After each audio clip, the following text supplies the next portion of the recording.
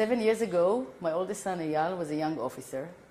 He started coming home with some stories that back then I thought were unbelievable. Okay? At the time, he was an officer in commander's training, and his soldiers that were already a year in the army came to him to ask his permission to stay on base when everybody else leaves home, basically because either they did not have a home to go to, or their parents, or one parent, could not afford to have them at home.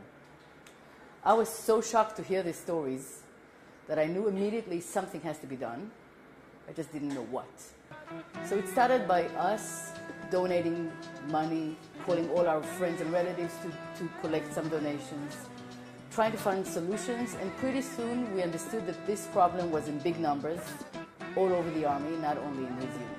I served in the Nachal Brigade, and as a commander, many of my soldiers under my command or my friend's command were in massive problems. Some had no proper place to live, some were in heavy debt, and at that time, a warm home for every soldier already existed. I think it was every day and every single week that at least one of the officers or commanders needed the organization's help. It was either I need to pay for running shoes that the army doesn't provide and some people can't afford, or a lone soldier that got injured and there was nobody with him in the hospital and translate for him, or drive him for treatment, or fill his treatment shoes. Hi. My name is Noam Son, and I served in the IDF as a lone soldier from November 2012 to May 2015.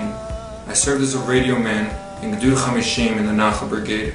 Throughout my service, I knew that having Shifra's phone number in my cell phone meant that I had a support system that was ready to overcome any problem, no matter how big. Therefore, soldiers can focus on their duty knowing that Shifra and her team are there in our corner and we are being taken care of. On November 20th, 2009, there was a big TV program on Channel 2 about our activity. Following that program, over 2,000 families registered in our offices to adopt a soldier.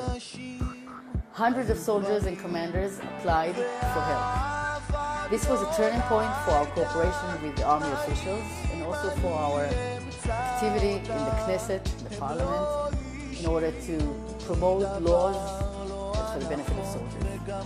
The IDF has demanded that we get officially established, so we started all procedures, and on January 4th, 2010, a warm home for every soldier was officially established. After my discharge from the army, I decided to volunteer at the office. Among the many areas that I was involved with, the most significant was our campaign for raising the soldiers' salaries.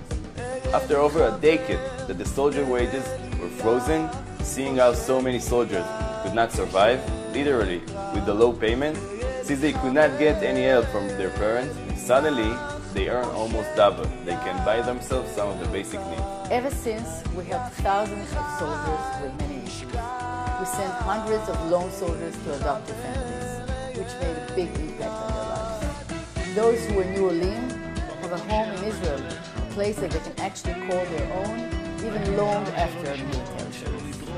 When you sit in the office, no matter what time of day or night, you realize that what you experience in your own little unit is happening everywhere else as well. Soldiers, commanders, officers, family members, social workers, psychologists from all over the country and all over the army call to ask for help, and in many cases we are the only address that exists for these matters. It's important to know that one soldier, especially a combat soldier, is in crisis. Time is very crucial, and if he or she doesn't get the help immediately, the train goes, and in many cases the soldier drops out. This usually leads to bad consequences, in which the soldier's health or future in the army after the discharge is at risk. Here, at the Warm Home for Every Soldier, we understand it, and not only we understand the urgency of our help, we also have the means to provide it, and this is what differs us from any other organization. In the past 4 years, after realizing that many of these young men and women need our help also after their discharge from the army, we came with a program for discharged soldiers. We assist them find housing and employment solutions.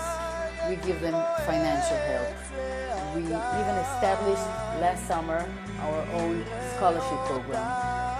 Due to our contacts, to our deep understanding of the military bureaucracy and our influence, we managed to find immediate solutions that is so critical for the soldier.